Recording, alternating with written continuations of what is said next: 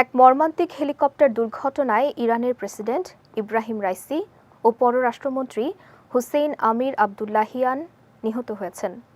ইরানের গণমাধ্যম তেহরান টাইমসের এক প্রতিবেদনে এই তথ্য জানানো হয়েছে।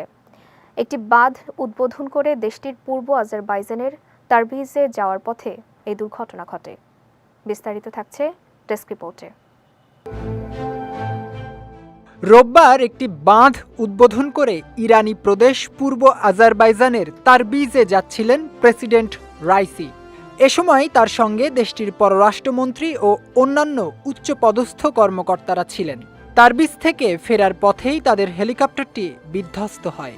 ইরানি সংবাদ মাধ্যমগুলোতে বলা হয়েছে, রোববার স্থানীয় সময় দুপুর 1:30 দিকে হেলিকপ্টারটি দুর্ঘটনার কবলে পড়ে। ঘটনাটি পূর্ব আজারবাইজান প্রদেশের ভারজাকান এবং জোলফা শহরের মধ্যে অবস্থিত ডিজমার জঙ্গলে ঘটেছে।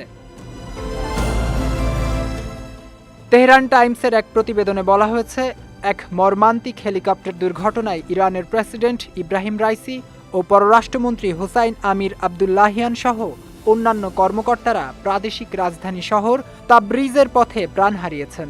নাম প্রকাশে অনিচ্ছুক এক ইরানি কর্মকর্তা রয়টার্সকে জানিয়েছেন, দুর্ঘটনায় প্রেসিডেন্ট রাইসির হেলিকপ্টারটি সম্পূর্ণ পুড়ে গেছে।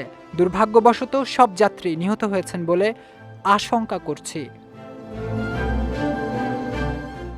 এর আগে ইরানের রেড ক্রিসেন্টের প্রধান পীর হোসাইন কলিবান্ধ জানিয়েছিলেন, প্রেসিডেন্ট ইব্রাহিম রাইসি ও পররাষ্ট্রমন্ত্রী হুসাইন আমির আবদুল্লাহিয়ান সহ অন্যান্য নেতাদের বহনকারী হেলিকপ্টারটির কেবিন আগুনে পুড়ে গুরুতর ক্ষতিগ্রস্ত হয়েছে। আর উদ্ধারকারীদের বরাত দিয়ে ইরানের রাষ্ট্রীয়ত্ব টেলিভিশন জানিয়েছিল, হেলিকপ্টারটিতে প্রাণের কোনো চিহ্ন খুঁজে পাওয়া যায়নি। 63 বছর বয়সী রাইসি 2021 সালে প্রেসিডেন্ট নির্বাচিত হয়েছিলেন এবং দায়িত্ব নেয়ার পর থেকে দেশটির নৈতিকতা বিষয়ক আইন কঠোর করার নির্দেশ দেন।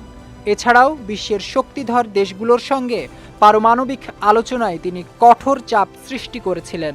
অনেকে মনে করেন তিনি ইরানের সর্বোচ্চ নেতা হিসেবে আয়াতুল্লাহ আলী খোমেনির উত্তরসূরি হওয়ার জন্য নিজেকে তৈরি করছেন।